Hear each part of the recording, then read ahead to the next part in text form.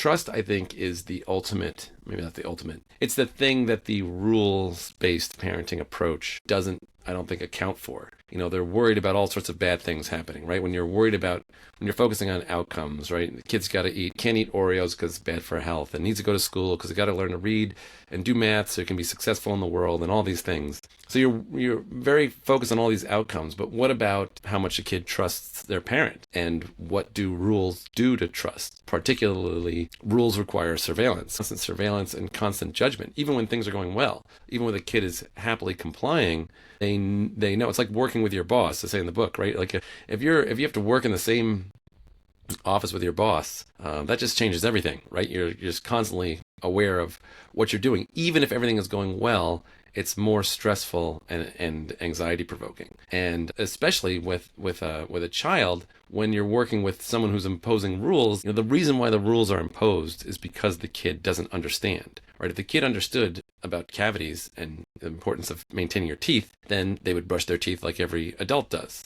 And if they understood, just go down the list, running out in the street, right? Like adults don't just go run out and play in the street. They know about cars and the consequences of being struck by moving objects. So if the kid understood, they wouldn't need the rules. And so the rules always there because the kid does not understand. And so therefore, from the kid's perspective, if they don't understand, then that means the rule comes out of the blue. It comes out of nowhere. If they understood where it was coming from, right, again, they wouldn't understand.